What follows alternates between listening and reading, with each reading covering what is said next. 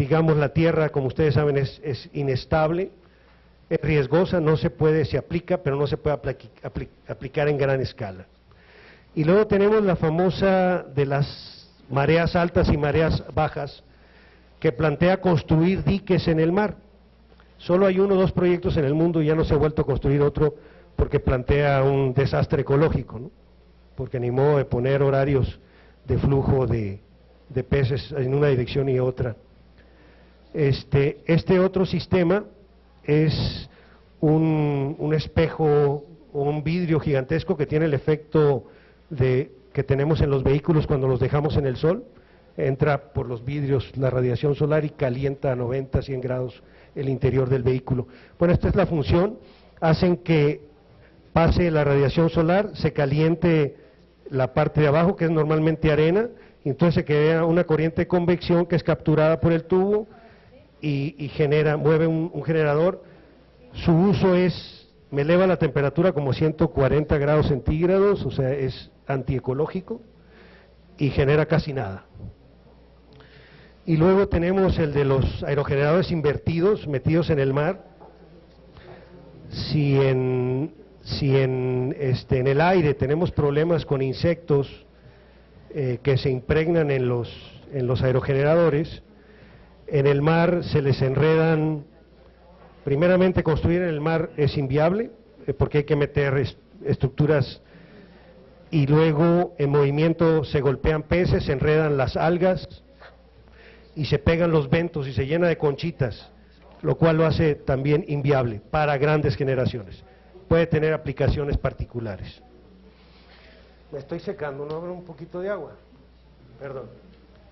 Y bueno, lo que ya sabemos de la cuestión, ¿cómo se llama? Perdón, del petróleo. Y bueno, los que están bien informados, y por eso hay gente que se amarra ahí encadena ahí a las vías ferroviarias para evitar el movimiento de los desechos nucleares. Este es otro similar al de las parábolas. Esto se llaman helióstatos, concentra toda la radiación solar ahí en la parte superior. Ahí está circulando un aceite que lo mismo a 400 grados centígrados, pasa intercambiadores de calor, se genera vapor de agua y lo mismo, problema de agua. Y luego, y otro asunto muy interesante, si alguien se pierde en el desierto o en la Antártida o donde se pierdan, el elemento más elemental que deben de tener a la mano es un espejo. Y con un espejito, aunque sea de este tamaño, los podrán encontrar en 10 kilómetros a la redonda. Así es que imagínense miles de espejitos ahí, todo el mundo encandilado. ¿No? Esta ya es carboeléctrica, y luego tenemos biogás, y otra vez las fotoceldas. Bueno, ya entro más en tema.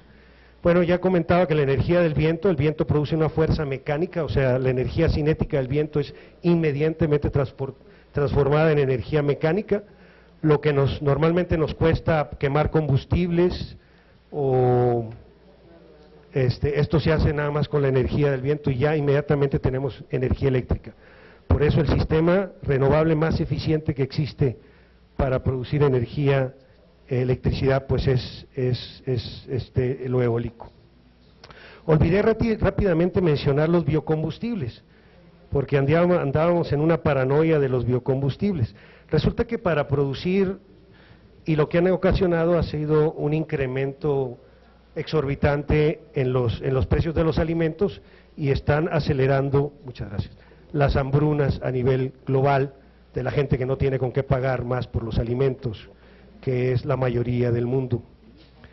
Entonces, resulta que se requieren para producir un grano, una caloría en grano, de cualquier cereal, alrededor de 40 calorías, en diésel, en fertilizantes, en riego, etcétera, etcétera, para producir una en grano, o sea, 40 calorías que hay que meterle para producir una en grano. Bueno, pues esa proporción se va como a 100, 120 por una caloría si hablamos de biocombustibles.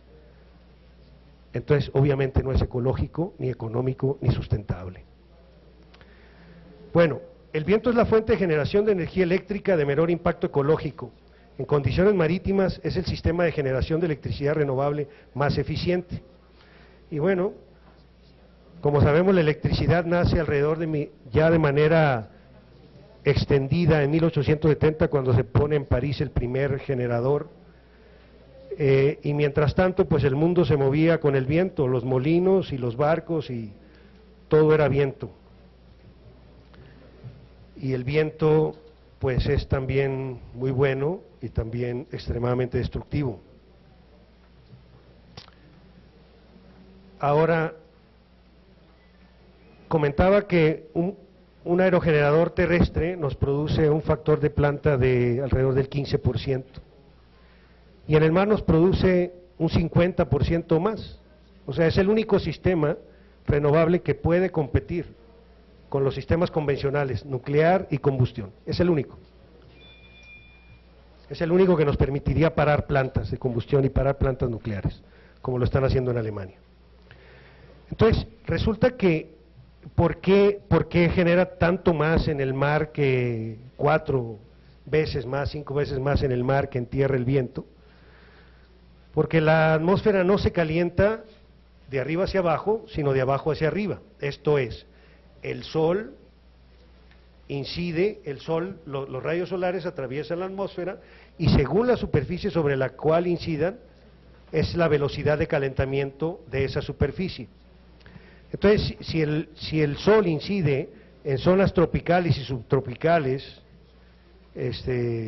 como gran parte del país, entonces se genera un calentamiento inmediato del suelo, y eso calienta las masas superficiales de aire, y eso genera las fuerzas de convección que estamos viendo ahí. Y entonces se generan, aparte de que el viento en tierra está sometido a obstáculos físicos, está sometido a rugosidad y también a los muros térmicos, de tal manera que en nuestras latitudes tropicales, subtropicales, pues prácticamente no tenemos viento, ¿no? Excepto en muy especiales zonas como el Istmo de Tehuantepec, que luego explicaré por qué. Y luego, bueno, entonces se forman los muros térmicos, y las corrientes de viento se elevan y se desvían. El mar tiene una capacidad térmica fabulosa, por eso nos cuesta tanto trabajo y tanto dinero calentar agua para bañarnos, porque el mar absorbe gran parte de la radiación, de tal manera que no se forman muros térmicos en el mar. Entonces, en el mar el viento no tiene ni obstáculos físicos, ni muros térmicos, y el coeficiente de fricción o de frotamiento con el agua y el hielo es el mínimo. De tal manera que el viento en el mar fluye muchas más horas, con mucha más potencia. Y luego otro detalle, a nivel del mar, el viento es mucho más denso que si andamos aquí en México. Como ustedes saben, aquí el agua hierve, creo, en Sinaloa, en Sonora, en Campeche, hierve a 100 grados centígrados, y aquí hierve, no sé, a 98 o 97 grados centígrados. Y aquí tenemos más evidente cómo funciona eso, ¿no? Cómo vemos el vector de viento a la izquierda, potente, y cómo entramos a tierra y se forman los muros térmicos, ¿no? Y entonces el viento se desvía y no genera, por lo tanto. Y aquí, esta es una gráfica de cómo del estado de Schleswig-Holstein, el estado más nórdico de Alemania, al norte está, desafortunadamente no tengo con qué apuntar, está Dinamarca, al lado derecho está el mar Báltico, al lado izquierdo el mar del norte, y aquí la capital es Kiel, la universidad donde yo estudié en Alemania. Y bueno, y se observan en la gráfica que conforme uno se mete al mar, el viento aumenta, y conforme nos metemos a tierra, nos acercamos a tierra y metemos a tierra, el viento disminuye. Por eso hay una regla general que he desarrollado, que establece que 5 kilómetros mar adentro, en cualquier costa del mundo, hay suficiente viento para cualquier proyecto eólico económicamente viable. Y bueno, aquí se observan, en el mar, pues no hay que construir caminos. a diferencia de los destrozos que se hacen en tierra. Si lo observan, es destrozar absolutamente todo, ¿no? Ahí. Y luego, y toda la maleza que hay árboles que estén ahí, son impedimento porque son obstáculos y plantean rugosidad de tal manera que hacen más ineficiente el aerogenerador. El que se ve aquí abajo a la derecha, parte baja derecha, es el primer aerogenerador del mundo de 1991, marítimo.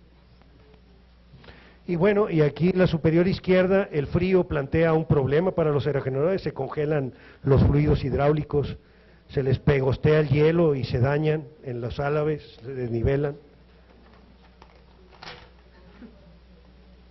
Otros ejemplos, terrestre, marítimo. Y bueno, otras ventajas del desarrollo eólico marítimo es en el mar no se requieren hacer caminos para construir o llegar a los aerogeneradores y se pueden instalar aerogeneradores más grandes. El viento es de mayor densidad, sopla con mayor fuerza y por más horas, tiene mayor intensidad y estabilidad, ya que en su paso sobre la superficie el agua adquiere una mínima turbulencia por su bajo coeficiente de fricción con el agua, y en el mar son despreciables los muros térmicos.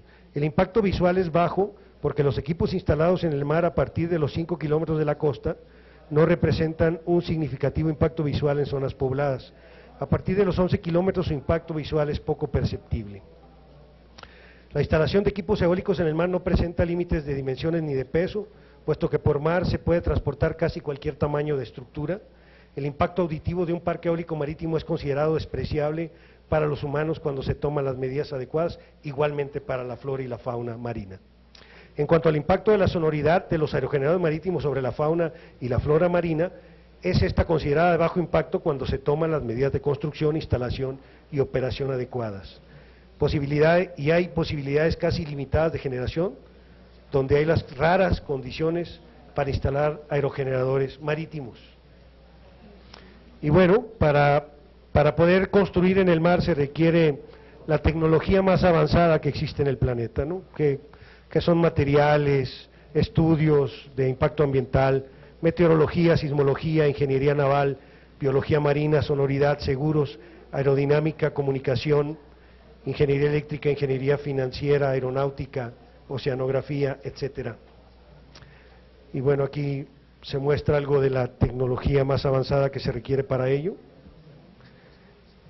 Y aquí ejemplos muy contundentes, por ejemplo, si observan el barco ese, de la Hapag-Lloyd, es de alrededor de 400,000 toneladas, y el transportador del Discovery es de 18,000 toneladas, ¿no?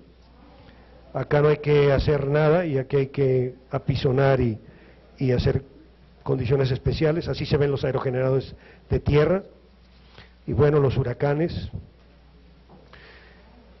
Y luego un aspecto determinante, los huracanes y los aerogeneradores. Uno de los primeros consideraciones que hice cuando en 1986 soñé con esto, dije, no pueden soportar huracanes muy potentes, y así me hice la tarea de investigar cuánto podían soportar los aerogeneradores, porque ustedes saben que Sinaloa llegan huracanes de 200, hasta Mazatlán de casi 300 kilómetros por hora. Entonces los aerogeneradores de mayor resistencia actualmente disponibles en el mundo tienen la capacidad de soportar vientos sostenidos por 10 minutos de hasta 180 kilómetros por hora o ráfagas de 3 segundos de hasta 252 kilómetros por hora. Las especificaciones técnicas referidas en el párrafo anterior, que cotejadas con los registros